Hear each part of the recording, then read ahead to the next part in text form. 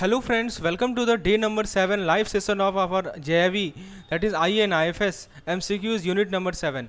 So in today's session we are going to discuss our MCQs on unit number 7 of IN IFS which is based on economic reform. दोस्तों इससे पहले आप लोगों को हम लोगों ने यूनिट नंबर 6 तक का MCQs करवाया है डेली लाइव सेशन में. आपको हमारे यूट्यूब चैनल को सब्सक्राइब कर लेना है और डेली बेसिस पे 8 बजे शाम में आपको ये लाइव सेशन एक्सेस कर सकते हैं हमारे यूट्यूब चैनल से फ्री ऑफ कॉस्ट. और डेली हम लोग हर एक MCQs एक इंपॉर्टेंट MCQs को डिस्कस करते हैं. So please do subscribe our channel and now let's continue our today's discussion based on MCQs on unit number 7. So friends, before beginning this particular lecture, if you want to boost your JIB preparation, और यदि आपको कोई effective way चाहिए जिससे आप अपने JIB preparation को enhance कर सकें, तो फ्रेंड्स हमारा ऐप है JIB and CIB made simple. आप इस पे डेली फ्री क्विजेस दे सकते हैं ताकि अपने नॉलेज को टेस्ट कर सकें, अपने की कंसेप्ट को रीइंफोर्स कर सकें. तो सिंपली आपको क्या करना है, डिस्क्रिप्शन सेक्शन में जाना है, वहाँ पे JIB and CIB made simple करके ऐप है, उसे अपने मोबाइल में इंस्टॉल कर लेना है. और दोस्तों उसके फ्री मटेरियल सेक्शन में जाकर आपको डेली फ्री क्विज अटेंड कर सकते हैं. तो दोस्तों चलिए आज के लेसन को हम लोग शुरुआत करते हैं पहले क्वेश्चन के साथ. ऐप का लिंक आपको डिस्क्रिप्शन में भी दिया हुआ है, यहाँ भी दिया हुआ है, इसका PDF भी आपको मिल जाएगा इस पार्टिकुलर लेक्चर का. So let's begin with the first question. पहला क्वेश्चन आपके स्क्रीन पर है. इकोनॉमिक रिफॉर्म इंप्लीमेंट किया गया 1991 में बहुत सारे इकोनॉमिक फैक्टर्स के कारण. आपसे पूछा जा रहा है कि इनमें से कौन सा एक है. दोस्तों सबसे पहला ऑप्शन है एडवर्स बैलेंस ऑफ पेमेंट. आइए थोड़ा समझते हैं बेसिकली है क्या. देखिए भारत का जो बैलेंस ऑफ पेमेंट था वो डेफिसिट में था, राइट. डेफिसिट का क्या मतलब हुआ, what is the meaning of this deficit. So India balance of payment was in deficit. इसका मतलब ये हुआ कि हम लोग ज़्यादा से ज़्यादा गुड्स को इंपोर्ट कर रहे थे. Importing goods more, we were importing more goods, ठीक है. और दोस्तों गुड्स एंड सर्विस का इंपोर्ट ज़्यादा हो रहा था एज कम्पेयर टू एक्सपोर्टिंग. मतलब हमारा इंपोर्ट जो था it was larger as compare to export, right. So इस कारण से दोस्तों शॉर्टेज हुआ. इस कारण से क्या हुआ, शॉर्टेज हुआ. किस चीज़ का शॉर्टेज हुआ, फॉरेन एक्सचेंज का शॉर्टेज हुआ, राइट. जिस कारण से गवर्नमेंट को एसेंशियल गुड इंपोर्ट करना पड़ा. गवर्नमेंट को क्या करना पड़ा, जो भी एसेंशियल गुड्स है उन्हें क्या करना पड़ा, इंपोर्ट करना पड़ा. तो ये एक बड़ा कारण था. दूसरा ऑप्शन कर रहा है हमारा इन्फ्लेशनरी प्रेशर. आप यहाँ देख सकते हैं इन्फ्लेशनरी प्रेशर लिखा हुआ है. बेसिकली इन्फ्लेशन भारत में बढ़ रहा था जो कि हमारे परचेजिंग पावर को क्या कर रहा था दोस्तों, परचेजिंग पावर को इरोड कर रहा है, जिस कारण से गवर्नमेंट को डिफिकल्ट हुआ इकोनॉमी को कंट्रोल करने में. तीसरा ऑप्शन आप देख सकते हैं stringent condition led by the world bank. देखिए वर्ल्ड बैंक, IMF, इन लोगों ने स्ट्रिंजेंट कंडीशन डाल दिया किस पे, भारत पे, ताकि वो अपने वो फाइनेंशियल असिस्टेंट प्रोवाइड कर सके. तो इस कंडीशन के कारण दोस्तों गवर्नमेंट स्पेंडिंग कम हो गया. क्या कम हो गया दोस्तों, गवर्नमेंट स्पेंडिंग. और दोस्तों करेंसी का डिवैल्यूएशन हो गया, करेंसी गॉट डिवैल्यूड. और फाइनली हमारा इकोनॉमी लिबरलाइज हुआ. तो इकोनॉमिक रिफॉर्म को डिज़ाइन किया गया इन सभी चैलेंजेस को एड्रेस करने के लिए. अब जैसे रिफॉर्म्स में क्या क्या आया दोस्तों, तो रिफॉर्म्स में आया, मैं आपको रिफॉर्म के बारे में थोड़ा बता दूं. पहला रिफॉर्म में आया डीरेगुलेशन. मैंने आपको पहले ही बताया था कि पहला रिफॉर्म आया डीरेगुलेशन. मतलब क्या हुआ कि गवर्नमेंट ने क्या किया कि रेगुलेशन ऑफ द इकोनॉमी को रिड्यूस किया जिससे बिजनेस फ्रीली ऑपरेट हो सके. दूसरा था दोस्तों प्राइवेटाइजेशन. प्राइवेटाइजेशन में क्या हुआ कि गवर्नमेंट ने कुछ पब्लिक सेक्टर इंटरप्राइज को प्राइवेटाइज कर दिया, जिससे क्या हुआ कि गवर्नमेंट का जो रोल था इकोनॉमी में वो कम हो गया. फिर नेक्स्ट था ट्रेड लिबरलाइजेशन. ट्रेड लिबरलाइजेशन में क्या हुआ दोस्तों कि सरकार ने टैरिफ को कम किया, दूसरे बैरियर को कम किया ट्रेड में. तो इस इकोनॉमिक रिफॉर्म का सिग्निफिकेंट इंपैक्ट पड़ा था हमारे इंडियन इकोनॉमी में, जिससे इन्फ्लेशन कम हुआ, बैलेंस ऑफ पेमेंट इंप्रूव हुआ और फॉरेन इन्वेस्टमेंट को अट्रैक्ट किया गया. बाकी जो ऑप्शंस है हमारे good performance of the public sector, this is wrong. देखिए पब्लिक सेक्टर जो थे वो अच्छा परफॉर्म नहीं कर रहे थे 1990s में, they were not performing goods, right. और ये बहुत बड़ा कारण था इकोनॉमिक रिफॉर्म आने का, लेकिन ये मेन रीजन नहीं था. और दूसरा जो कर रहा है कि increase in foreign exchange reserve, ये ऑप्शन नंबर सी जो कर रहा है कि फॉरेन एक्सचेंज रिजर्व का इंक्रीज होना, ये बहुत गलत बात है. फॉरेन एक्सचेंज रिजर्व बढ़ रहा था, इसी बात है 1990s में बढ़ रहा, अर्ली 1990s में फॉरेन एक्सचेंज हमारा बढ़ रहा था. लेकिन ये इकोनॉमिक रिफॉर्म का रीजन नहीं था, क्योंकि ये एक पॉजिटिव आउटकम था. This was the positive outcome of the reform. तो कहने का मतलब कि ऑप्शन बी और सी गलत है, ए सही है, फिर ई सही है और डी सही है. Option number 3 is correct. समझ में आया दोस्तों, एक एक पॉइंट में आपको क्लियर करते चल रहा हूँ, आपको एक एक चीज क्लियर कर रहा हूँ. So this is how we conduct our MCQ session. I give you clear and cut explanation of each and every option, right, like none the other before. Now let's see our next question. Question number 2 बहुत important है दोस्तों. ये सवाल इस बार पूछा गया था. It is very very very important. This question was asked as the same form in the IIFS exam which held in the May 2023, यानी मई 2023 में जो परीक्षा हुई थी दोस्तों, सेम फॉर्म में क्वेश्चन पूछा गया था. सो आइए जरा देखते हैं इस क्वेश्चन में क्या आपसे पूछा जा रहा है. क्वेश्चन है कि बेसिकली सी, कैमल्स में सी का फुल फॉर्म, सी किस चीज़ का स्टैंड होता है, यानी आपको कैमल्स का फुल फॉर्म पता होना चाहिए. You should know the full form of CAMELS. तो दोस्तों आपको मैं थोड़ा समझा दूं, बेसिकली ये कैमल्स है क्या. देखिए एमसीक्यू सेशन ऐसा पढ़िए कि आपको कंसेप्ट भी क्लियर होते चलिए. एमसीक्यू को यूज कीजिए कंसेप्ट क्लियर करने के पर्पज से, और हमारा ऑब्जेक्टिव लाइव सेशन का यही फायदा है. आपको मैं कंसेप्ट भी क्लियर करते चलूंगा. दोस्तों कैमल्स रेटिंग सिस्टम जो है, so this is called CAMELS. Okay, so ये एक रेटिंग सिस्टम है जो कि रिस्क बेस्ड फ्रेमवर्क है. तो कौन यूज करते हैं? बैंकिंग रेगुलेटर्स यूज करते हैं. कौन यूज करते हैं दोस्तों? बैंकिंग रेगुलेटर्स यूज करते हैं, ताकि अपने ओवरऑल फाइनेंशियल, बैंक का जो ओवरऑल फाइनेंशियल हेल्थ है उसको एक्सेस कर सकें. देखिए सी से होता है कैपिटल. पहला सी से क्या होता है? कैपिटल. कैपिटल का मतलब क्या होता है दोस्तों? कैपिटल का मतलब कि बैंक की एडुकेसी है या नहीं है. Are bank adequate enough to absorb losses. क्या बैंक एडुकेट है कि वो लॉस को एब्जॉर्ब करेगा. ए से होता है दोस्तों एसेट क्वालिटी. ए से क्या होता है? Asset quality. यानी दोस्तों बैंक का एसेट का क्वालिटी क्या है. जैसे एसेट में क्या हो सकता है? लोन हो सकता है, इन्वेस्टमेंट हो सकते हैं. तो बैंक के जो एसेट है, जैसे लोन हुआ, इन्वेस्टमेंट, ऐसा क्या क्वालिटी है. एम से होता है दोस्तों मैनेजमेंट. एम से क्या होता है हमारा? मैनेजमेंट. मैनेजमेंट में क्या होता है कि जो हमारे बैंक के जो मैनेजमेंट टीम है उनकी क्या कॉम्पिटेंसी है, उनकी कॉम्पिटेंसी है या नहीं है, उनकी एक्सपीरियंस है या नहीं है, राइट. इसे मैनेजमेंट कहते हैं. तो कैपिटल एडुकेसी से रिलेटेड है, एसेट क्वालिटी लोन इन्वेस्टमेंट से रिलेटेड है, मैनेजमेंट कॉम्पिटेंसी से रिलेटेड है. ई से होता है दोस्तों अर्निंग. ई से क्या होता है? अर्निंग. यानी दोस्तों बैंक का प्रॉफिटेबिलिटी कितना है, वेदर बैंक इज प्रॉफिटेबल और नॉट. ठीक है, अर्निंग हो गया. एल से होता है दोस्तों लिक्विडिटी. लिक्विडिटी का क्या मतलब हुआ? लिक्विडिटी का मतलब हुआ कि बैंक अपने शॉर्ट टर्म ऑब्लिगेशन को मीट कर पा रही है या नहीं कर पा रही है. शॉर्ट टर्म ऑब्लिगेशन, तो whether bank is able to meet its short term obligation और नॉट. और एस, लास्ट एस होता है सेंसिटिविटी. सेंसिटिविटी का मतलब क्या हुआ कि बैंक का अर्निंग कितना ससेप्टेबल है इकोनॉमिक कंडीशन के चेंज होने से. समझ में आया? Capital, asset quality, management, earning, liquidity, sensitivity. दोस्तों ये जो कैमल्स का जो रेटिंग सिस्टम है, ये बेसिकली यूज किया जाता है बैंक के फाइनेंशियल हेल्थ को एक्सेस करने के लिए. फाइनेंशियल हेल्थ को एक्सेस करने के लिए इसे यूज किया जाता है. तो यहाँ पे जो ऑप्शन है पूछा गया है कि सी कौन सा करेक्ट नहीं है. देखिए पहला कह रहा है कॉन्सोलिडेशन, ये गलत है.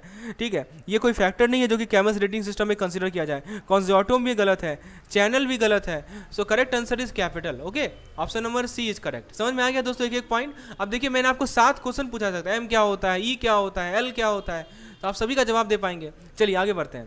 क्वेश्चन नंबर 3 पे आते हैं दोस्तों. क्वेश्चन नंबर 3 आपके स्क्रीन पर है. क्वेश्चन में पूछा जा रहा है कि जो हमारा प्रूडेंशियल नॉर्म्स था, प्रूडेंशियल नॉर्म्स के अनुसार दोस्तों आपको पता होगा कि इस पार्टिकुलर चैप्टर से, सिंगल चैप्टर से हमारे पास 100+ एमसीक्यूज हैं, जिसमें से कुछ एमसीक्यूज का डिस्कशन मैं आपके सामने कर रहा हूं, और बाकी एमसीक्यू का डिस्कशन हमारे पेड चैनल में है. यदि आप पेड कंटेंट को एक्सेस करना चाहते हैं तो प्लीज़ हमारे ऐप को इंस्टॉल करें, वहाँ पे सारा आपको डिटेल जानकारी मिल जाएगी.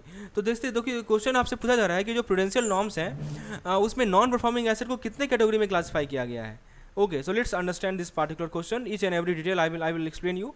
देखिए सबसे पहली बात कि प्रूडेंशियल नॉर्म्स के अनुसार जो हमारे एनपीएज हैं, एनपीए समझते हैं ना आप, एनपीए यानी कि नॉन परफॉर्मिंग एसेट, इसको क्लासिफाई किया गया है 5 कैटेगरी में. मैं आपको 5 कैटेगरी का नाम अभी बता देता हूँ, राइट. देखिए this is how we should learn. We should जैसा खाली एमसीक्यूज हमने सॉल्व नहीं किया, मैं आपको क्वेश्चन का कंसेप्ट समझा रहा हूँ. देखिए 5 कैटेगरी कौन कौन से हैं. पहला होता है दोस्तों हमारा सब स्टैंडर्ड. पहला क्या होता है? सब स्टैंडर्ड. अब बताइए सब स्टैंडर्ड होता कब है. देखिए सब स्टैंडर्ड होने का मतलब क्या होता है? वैसा लोन जहाँ पे बोरोवर ने इंटरेस्ट पेमेंट 90 दिन से ज़्यादा तक ना किया हो. इंटरेस्ट पेमेंट 90 दिन से ज़्यादा तक ना किया हो, मतलब 90 से लेके 180 दिन तक यदि इंटरेस्ट पेमेंट ना किया तो वो कहलाता है दोस्तों हमारा सब स्टैंडर्ड. नेक्स्ट होता है हमारा डाउटफुल. डाउटफुल में क्या होता है दोस्तों, इंटरेस्ट पेमेंट जो है 180 दिन से ज़्यादा तक नहीं किया, ठीक है, और 360 दिन से कम, 180 360 दिन तक यदि नहीं किया तो डाउटफुल में आ जाएगा। फिर एक होता है लॉस कैटेगरी। लॉस कैटेगरी कब होता है, जब बोरोवर जो है वो पेमेंट जो है, इंटरेस्ट पेमेंट जो है 360 दिन से ज़्यादा के लिए नहीं करता है और कोई आपको लग ही नहीं रहा है कि वहाँ से रिकवरी होगा। तो एक सब स्टैंडर्ड है, एक डाउटफुल, एक लॉस है। उसके अलावा दोस्तों और वे मैं आपको बता दूं, उसके अलावा एक होता है SMA, स्पेशल मेंशन अकाउंट। ये क्या होता है, वैसा लोन जहाँ पे बोरोवर ने इंटरेस्ट पेमेंट नहीं किया है 60 से 90 दिन तक, ठीक है, उसे SMA कहते हैं। और एक होता है रीस्ट्रक्चर्ड अकाउंट। रीस्ट्रक्चर्ड क्या होता है, वैसा लोन जहाँ पे जो लोन का टर्म है उसको रीनेगोशिएट कर दिया गया ताकि बोरोवर डिफॉल्ट को अवॉइड करे। तो ये जो NPA का क्लासिफिकेशन है ये बहुत जरूरी है बैंकों के लिए। इससे बैंक अलाउ करते हैं, वो एसेस कर सकते हैं कि वो लोन पोर्टफोलियो कितना रिस्की है। बैंक को प्रोविजन करना पड़ता है NPA के लिए, मतलब उनको कुछ पैसा अलग से रखना पड़ता है ताकि वो लॉसेस को कवर कर सके इन सभी लोन का। जितना ज़्यादा NPA का प्रपोर्शन रहेगा उतना ही बैंक का लोन रिस्कियर होगा, ठीक है। तो करेक्ट आंसर दोस्तों क्या है इसका, option number 5। Okay, option number C is correct. चलिए, आपको समझ में आ गया एक एक पॉइंट। चलिए आगे बढ़ते हैं। Let's see the next question, prudential norm of income recognition by which committee. देखिए बहुत बढ़िया क्वेश्चन है, यहाँ पे कमिटी के बारे में आपसे पूछा गया है, ठीक है। यानी ये जो प्रूडेंशियल नॉर्म्स आया था वो किस कमिटी के गठन के कारण आया था, this is the question which has been asked here. So let's go by each and every option and let's clear our concept. आइए दोस्तों, सबसे पहले यहाँ बताया जा रहा है कि जो हमारा आंसर है इसका नरसिम्हन कमेटी। आपको पता होगा दोस्तों, सही जवाब है इसका हमारा नरसिम्हन कमेटी। मैं आपको समझाता हूँ। देखिए, नरसिम्हन कमेटी सेटअप किया गया RBI के द्वारा। किनके द्वारा सेटअप किया गया, RBI के द्वारा सेटअप किया गया। कब सेटअप किया गया दोस्तों, दिस वाज सेटअप इन 1991, ठीक है। 1991 में नरसिम्हन कमेटी को सेटअप किया गया ताकि वो रिव्यू करे भारत के फाइनेंशियल सिस्टम को। इसको चेयर किया गया नरसिम्हन के द्वारा, M नरसिम्हन के द्वारा, जो कि फॉर्मर RBI के गवर्नर थे। उसका की रिकमेंडेशन ये था कि हम प्रूडेंशियल नॉर्म्स को लाएं, राइट, ताकि वो इंश्योर कर सके safety and soundness of their financial system. तो प्रूडेंशियल नॉर्म्स को इंट्रोड्यूस किया गया था 1992 में, राइट। और दोस्तों इस नॉर्म्स में क्या था कि बैंक को रिकॉग्नाइज करना है इनकम तभी जब वो रियलाइज हो और उसे प्रोविजन करना है बैड डेप्ट के लिए। तो इस नॉर्म में ये भी कहा गया कि बैंक एक मिनिमम कैपिटल एडिक्वेसी रेशियो को मेंटेन करेगी। बाकी जो ऑप्शन है आपके चक्रवर्ती कमेटी, तो ये जो चक्रवर्ती कमेटी है ये RBI ने सेटअप किया था 1985 में ताकि इंडियन बैंकिंग सिस्टम के फंक्शनिंग को देख सके, राइट। मैं इसे भी समझा दूं। पद्मनाभन कमेटी दोस्तों, ये कमेटी सेटअप किया गया RBI के द्वारा 1998 में ताकि रिव्यू कर सके इंडियन फाइनेंशियल सिस्टम के वर्किंग को। और वर्मा कमेटी दोस्तों 2010 में सेटअप किया गया था RBI के द्वारा, क्यों, ताकि दोस्तों रिव्यू कर सके गवर्नेंस ऑफ बैंक को। तो ये सभी कमिटीज़ हैं लेकिन इसका कोई रोल नहीं है प्रूडेंशियल नॉर्म से related. So correct answer is option number B, that is Narasimhan committee. आइए आगे देखते हैं। क्वेश्चन नंबर 5 बनाने से पहले दोस्तों मैं आपको बता दूं कि आपको यदि JIB की प्रिपरेशन कर रहे हैं आगामी नवंबर 2023 के लिए, अक्टूबर 2023 के लिए, तो हमारे पास कॉम्प्रिहेंसिव प्लान है जिसमें आपको 5 बेनिफिट मिलेगा। आपको PDF मिलेंगे, आपको वीडियोज़ मिलेंगे, इस प्रकार के वीडियोज़ मिलेंगे MCQs वाला। उसके बाद दोस्तों आपको 3000+ MCQs का PDF मिलेगा। फिर आपको दोस्तों उसके बाद डेली क्विजेज मिलेंगे जो कि आप ऑनलाइन एग्जाम के फॉर्म में होता है, क्विजेज हम कंडक्ट करते हैं।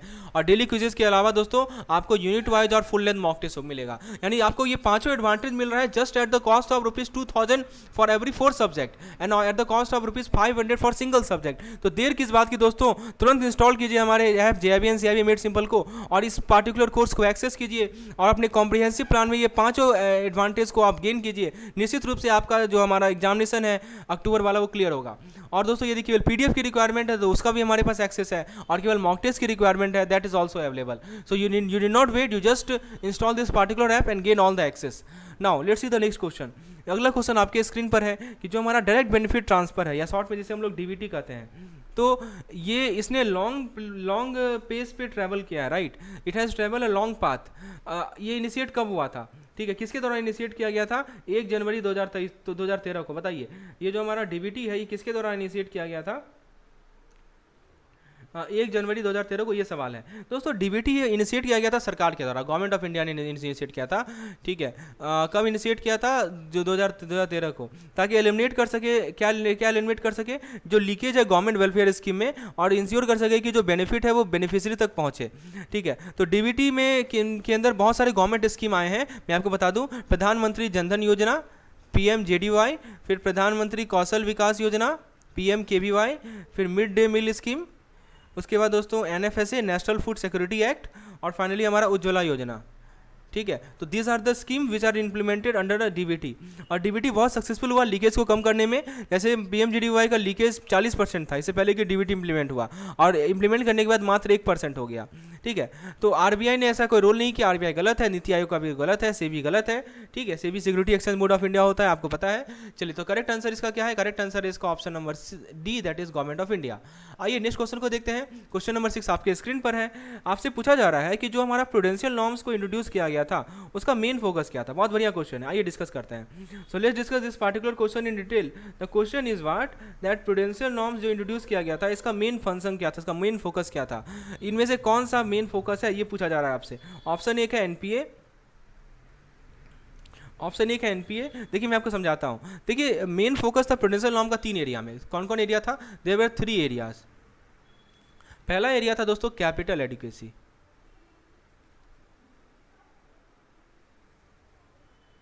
कैपिटल एडिक्वेसी का मतलब क्या होता है कि कितना कैपिटल बैंक को चाहिए ताकि वो अपने आप को लॉस से बचा सके। दूसरा होता है दोस्तों क्रेडिट मॉनिटरिंग।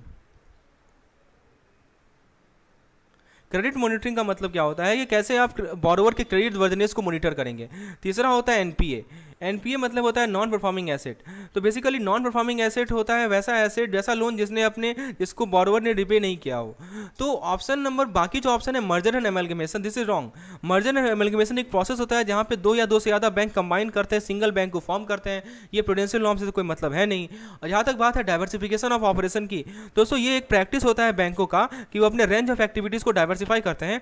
ये भी प्रूडेंशियल नॉर्म्स में नहीं है। दोस्तों प्रूडेंशियल नॉर्म बहुत जरूरी है क्योंकि ये इंश्योर करता है कि हमारा बैंकिंग सिस्टम सेफ रहे, साउंडनेस रहे, ठीक है। तो सही आंसर क्या होगा दोस्तों? इसमें सही जवाब है NPA, credit monitoring and capital adequacy, यानी 1, 2 एंड 4। ऑप्शन नंबर बताइए कौन सा सही है? ये नंबर सही है।